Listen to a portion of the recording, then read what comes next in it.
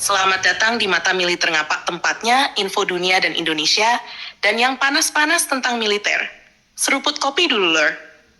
Banyak yang bertanya, apakah Indonesia sebenarnya mampu membangun kapal induk helikopter sendiri? Jawabannya mungkin akan membuat banyak orang terkejut.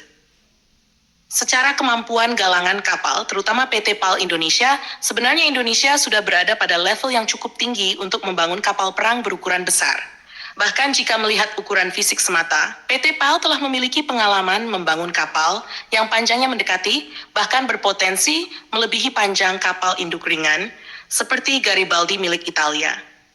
Namun masalah terbesar dalam dunia kapal induk bukan sekadar membangun lambung kapal. Tantangan sebenarnya adalah bagaimana mengoperasikan kapal tersebut secara aman, efektif, dan sesuai standar operasi militer modern. Disinilah mengapa kerjasama dengan Italia dan pengoperasian ITS Giuseppe Garibaldi menjadi sangat penting bagi TNI AL.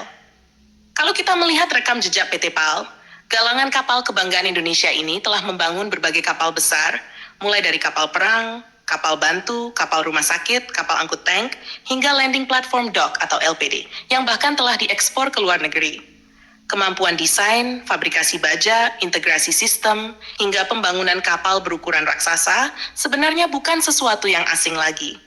Secara teori, membangun kapal induk helikopter atau landing helicopter dock berukuran besar bukanlah sesuatu yang mustahil bagi Indonesia.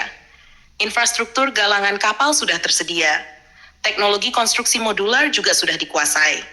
Rantai pasok industri pertahanan nasional juga semakin berkembang. Tetapi kapal induk helikopter bukan hanya soal baja dan mesin. Yang jauh lebih sulit adalah menciptakan doktrin operasi. Bayangkan sebuah kapal sepanjang lebih dari 200 meter membawa banyak helikopter, ratusan awak, pasukan marinir, kendaraan tempur, pusat komando, radar, sistem komunikasi, hingga fasilitas rumah sakit. Semua elemen itu harus bekerja secara bersamaan selama 24 jam tanpa kesalahan. Kesalahan kecil saat operasi penerbangan di laut bisa berakibat fatal. Helikopter harus lepas landas dan mendarat di dek yang terus bergerak karena gelombang laut. Petugas dek harus memiliki prosedur yang sangat ketat. Sistem pengisian bahan bakar harus aman. Jalur pergerakan personel harus jelas. Pengaturan hanggar harus efisien. Bahkan posisi parkir helikopter pun diatur dengan sangat detail. Inilah yang disebut SOP atau Standard Operating Procedure. Negara-negara yang memiliki kapal induk menghabiskan puluhan tahun untuk menyempurnakan SOP mereka.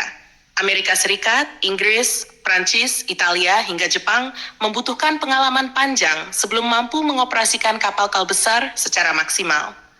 Karena itulah kehadiran Garibaldi menjadi sangat menarik bagi Indonesia. Kapal ini bukan sekadar kapal perang tua milik Italia. Garibaldi adalah sekolah berjalan yang mengajarkan bagaimana mengoperasikan kapal induk ringan dan kapal induk helikopter.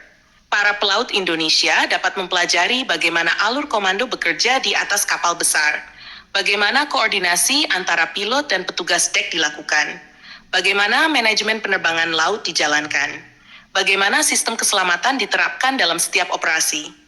Pengetahuan seperti ini tidak bisa diperoleh hanya dari buku atau simulator. Harus dipelajari langsung dari operator yang sudah berpengalaman. Jika Indonesia langsung membangun kapal induk helikopter tanpa pengalaman operasional yang cukup, risikonya sangat besar. Kapalnya mungkin bisa selesai dibangun, tetapi proses pengoperasiannya bisa penuh kendala karena SOP yang belum matang. Dalam dunia,